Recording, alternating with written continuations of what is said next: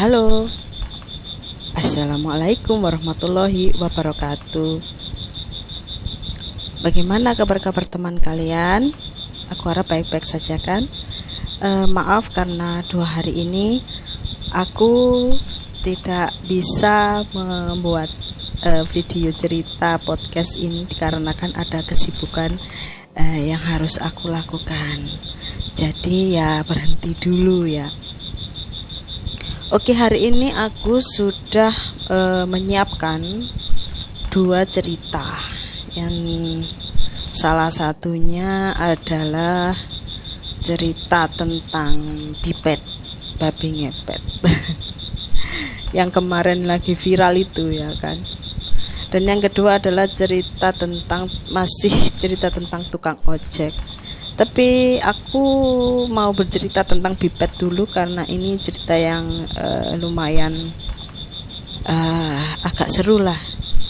Tapi tidak mengalahkan keseruannya dengan tukang ojek. Lebih seru lagi malahan. Oke, kita langsung aja ke ceritanya. Cerita ini aku dapat dari seseorang yang bernama Ranti. Dia itu bekerja sebagai seorang karyawan tetap di sebuah perusahaan di sebuah kota di Jawa Timur. Dan cerita ini berasal dari ibunya, yaitu neneknya. Begini awalnya cerita. Pada suatu kampung itu ada sebuah keluarga. Jadi keluarga ini terdiri dari ibu, bapak, dan juga 2 anaknya yang masih kecil. Yang kecil perempuan, dia berumur 2 tahun, dan yang besar dia berumur 6 tahun. Ya sudah agak mengerti lah. Kita sebut saja namanya Darto ya. Darto ini di keluarganya mempunyai keluarga yang berkekurangan sekali, karena Darto ini adalah anak satu-satunya dari keluarga yang juga hanya mempunyai 1 anak saja. Jadi sekarang dia itu nggak ada keluarganya sama sekali. Darto ini mulai dari dia sebelum menikah sampai dia sudah menikah, kehidupannya sama saja seperti itu. Ya serba kekurangan lah. Mau makan pun susah, mau beli apapun susah gitu. Dan pada suatu hari istrinya mengatakan, "Mas, berasnya habis mas, anak-anak nanti makan apa?" Darto pun yang duduk lesu, dia pun berpikir, hutang dulu dek, kenapa?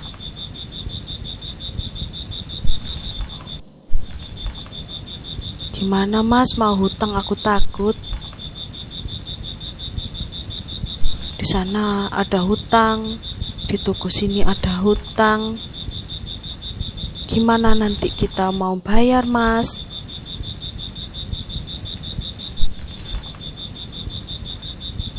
Ya udah, besok aku cari kerja. Iya mas. Kehidupan Darto sangat kekurangan. Beras pun tidak ada, bahan-bahan pun tidak ada. Mereka hanya tiap hari berpuasa. Dan anak-anaknya pun hidup hanya dengan belas kasihan dari tetangga-tetangganya saja. Istri si Darto ini ingin sekali membelikan makanan yang enak kepada anak-anaknya, membelikan baju yang bagus untuk anak-anaknya, dan juga menyekolahkan mereka. Tapi karena kebatasan perekonomian, kedua anaknya ini sekolah di rumah dan diajari oleh istrinya Sidarto sendiri, ibunya sendiri.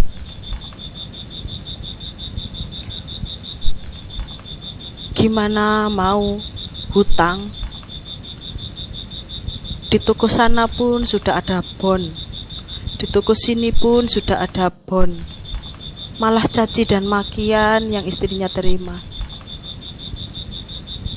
Heti, kamu ini yang kemarin aja belum lunas, masih mau hutang lagi. Bayar dulu itu hutangnya, baru aku kasih lagi. Kalau gitu aku nggak muter, Ti, kata tetangganya yang berjualan sayur. Istrinya Sidarto pun, Darti ini, juga sering meminta tolong kepada tetangga-tangganya untuk dipinjamkan sekedar uang 1.000, 2.000, 3.000. Tetapi tetangganya malah marah-marah dan juga sampai mengusir, pernah sampai mengusir Sidarti ini. Kamu ini, Ti, kerjaannya hutang terus. Sana suamimu suruh kerja. Jangan enak-enak aja di rumah kamu yang cari-cari hutangan sana sini. Kamu mau bayar hutang ini pakai apa? Itu kata tetangga-tetangganya. Sidarti pun gak tahu harus berkata apa lagi. Kadang sesekali dia juga terlihat menggendong anaknya sambil mengais-ngais makanan di tempat sampah. Dan kadang itu pula pun tetangga-tetangganya welas ya, nggak tega melihatnya dan memberikan makanan yang mereka punya, dan disitulah akhirnya mereka bisa makan.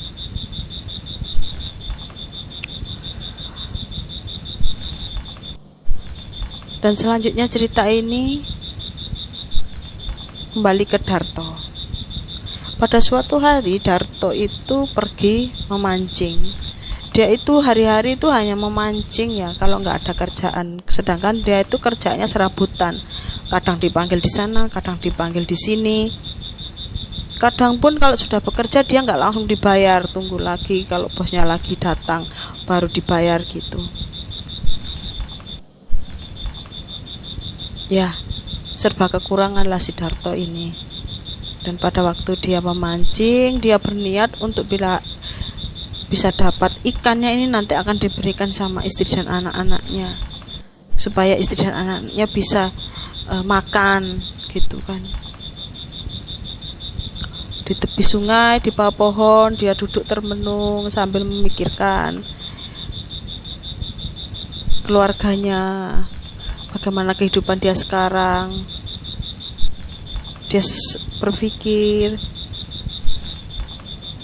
kehidupanku kok begini amat ya, gak seperti orang lainnya yang bisa beli mobil, beli rumah, beli pakaian yang bagus-bagus, beli mas-masan. Itu yang ada di pikirannya si Darto. Tak seberapa lama kemudian terdengarlah suara orang yang berdehem di belakangnya. Dengan kaget, Darto pun menoleh ke orang tersebut. "Hah? Siapa bapak ini?" Tok, kamu ini ngelamun aja. Oh, bapak siapa ya? Aku kok nggak pernah kenal sama bapak. Bapak orang sini? Ya, aku orang sini lah, Tok. Mau orang mana lagi? Masa kamu nggak kenal aku? Aku gini masih saudaramu. Sidarto pun masih berpikir, saudara dari mana? Sedangkan aku ini satu-satunya penerus di keluarga aku. Emangnya sampean ini keluargaku dari mana ya, Pak? Ya dari keluarga Nabi Adam lah, jawab si bapak tadi. Bapak tadi berperawakan agak tinggi, kurus, tapi mempunyai kumis yang sangat lebat. Dan juga dia memakai belangkon dan memakai baju batik dan celana hitam yang agak pendek ya, di bawah lutut begitu, dengan memakai sandal jepitnya.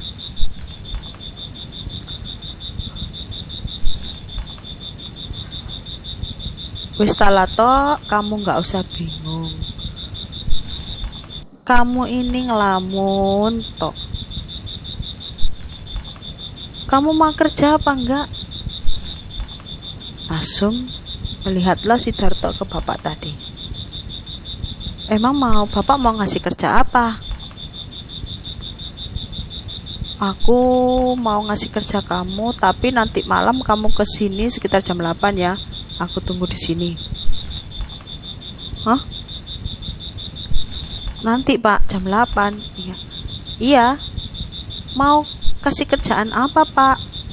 Udah, pokoknya aku tunggu kamu di sini jam 8 nanti malam. Yo, tak tunggu lo yo. Akhirnya bapak tadi, kita sebut saja namanya Pak Raden, pergi meninggalkan Darto sambil masih bingung. Akhirnya malamnya si Darto ini berpamitan kepada istrinya untuk menemui seseorang untuk membicarakan masalah pekerjaannya. Tapi si Darto tidak memberitahu di mana pertemuan itu akan di mana tempat dia bertemu dengan bapak tadi. Kita sebut saja namanya Pak Raden ya, karena kumisnya tebal.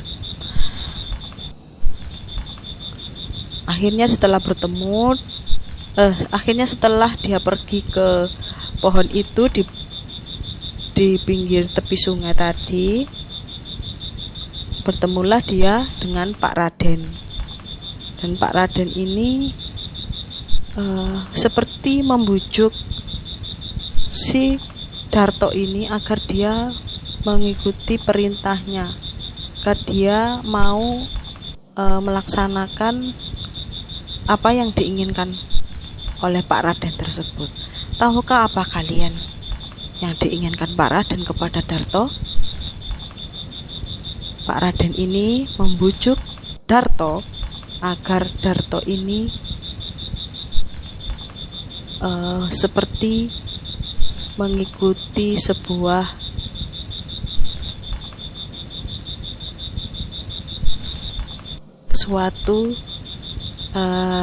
akan diberikan suatu aji-ajian. Akhirnya dia bisa kaya. Tapi Darto nggak tahu itu apa. Dan ternyata setelah Darto bertanya, apa itu Pak? Dan itu adalah ilmu babi ngepet. Dan ilmu babi ngepet ini kamu harus ada syarat-syaratnya. Kamu harus berpuasa di gua ini selama berapa hari, tidak makan, tidak minum, dan kamu akan aku mandikan dengan mandi kembang di sungai ini, dan seterusnya. Tapi dengan kebodohan Sidarto dan juga dia kepingin kaya, dan terbujuklah Sidarto ini. Akhirnya dia dengan mengumpulkan uang dari dia bekerja, dia membeli semua syarat-syarat yang diinginkan oleh Pak Raden itu dan menemui Pak Raden, dan akhirnya dia harus memberitahu istrinya apa yang harus dilakukan istrinya saat dia pergi ngepet. Ringkas cerita, mereka melakukan ilmu babi ngepet ini selama 1 tahun. Dan akhirnya mereka sekarang saat itu mempunyai rumah yang sangat besar, sangat luas, mobilnya banyak, hartanya berlimpah, berlian, emas, semuanya dia punya. Tapi si Darto ini tidak pernah pulang. Dia selalu bisnis ke luar negeri. Dan istrinya dia selalu arisan dan tidak pernah pulang. Setiap hari dia ada arisan di sana, ada arisan di sini. Dan kedua anaknya dia titipkan kepada baby sister dan juga pegawai-pegawai yang ada di rumahnya.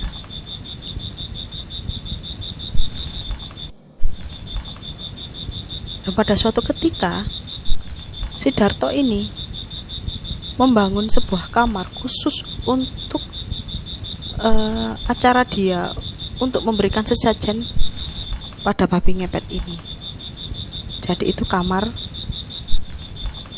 yang paling atas, dan semua pegawainya pun diberitahu jangan sampai ada 1 orang pun yang masuk ke dalam situ. Oh ya, sebenarnya saya kasih tahu dulu ya, untuk bisa menjadi babi ngepet, Pak Raden tadi memberikan sebuah jaket kepada Darto agar dia bisa menjadi babi ngepet. Di dalam rumah Darto ini ada kamar khusus yang memang dikhususkan, dibangun untuk Darto dan istrinya memberikan sesaji kepada ilmu, yang memberi ilmu babi ngepet tadi. Dan Darto pun melarang semua pegawai ataupun semua orang yang ada di tempat itu tidak boleh memasuki kamar itu selain dia dan istrinya. Tapi pada saat itu nggak tahu kenapa anaknya Darto yang paling besar ini tiba-tiba dia tuh bermain dan sampailah dia di atas lantai paling atas tempat kamar itu.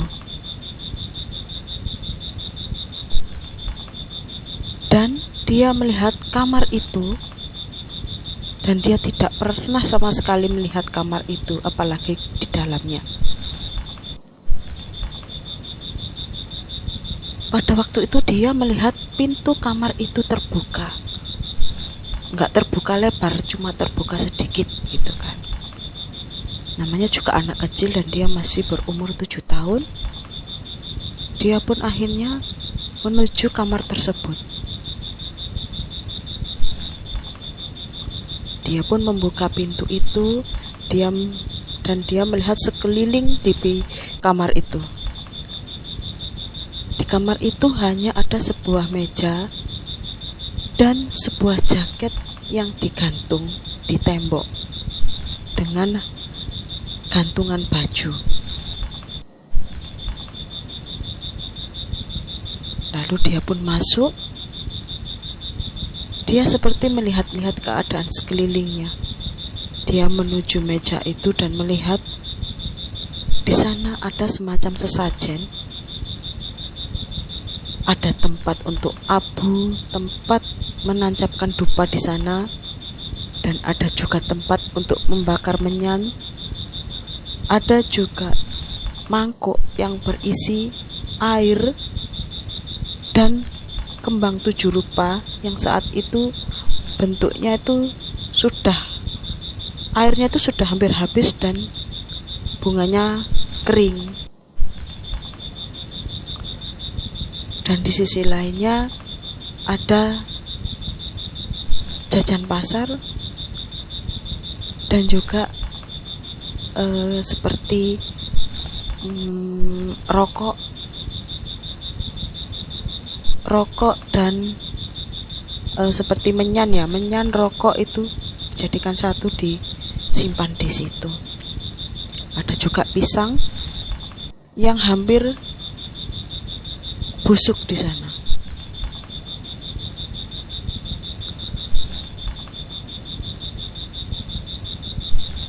Selepas dia melihat barang yang ada di meja itu, dia pun langsung melihat ke arah jaket yang digantung di tembok sebelah meja itu. Karena gantungannya pendek, nggak tinggi, akhirnya dia bisa mengambil gantungan tersebut sambil ditarik-tarik jaketnya, dan akhirnya dia pun memakai jaket tersebut. Apa yang terjadi? Dia berubah menjadi babi kecil. Ternyata jaket itu yang dipakai Darto untuk ngepet, dan istrinya yang menjaga lilin dan juga air itu. Akhirnya berubahlah anaknya menjadi babi kecil. Dan babinya itu sekarang seperti kebingungan, menabrak meja, menabrak pintu, dan akhirnya dia bisa keluar dan menuruni tangga, dan akhirnya dia menuju lantai bawah.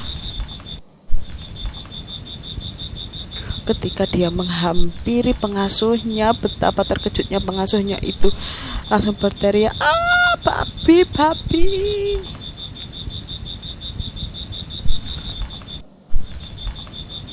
Karena babi itu terkejut karena pengasuhnya, dia itu langsung ketakutan. Akhirnya dia segera berlari pergi menjauh.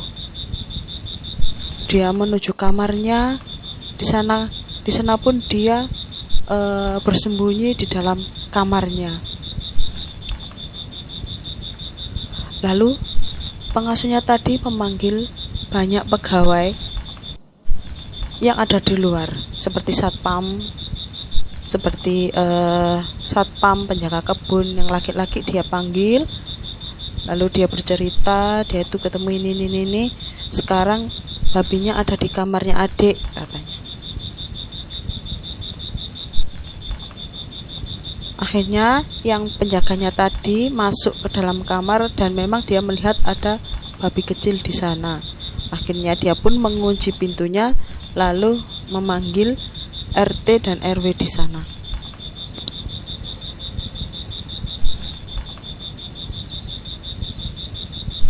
Akhirnya satu kampung itu rame ya. Satu kampung itu rame. Dan ada penduduk yang memang bekerjanya itu berburu di hutan. Ya, berburu macam-macam. Ada yang berburu menembak burung. Kalau ada burung dia tembak. Kalau ada semacam kadal raksasa itu ya dia tembak. Pokoknya seadanya dia lihat apa dia tembak.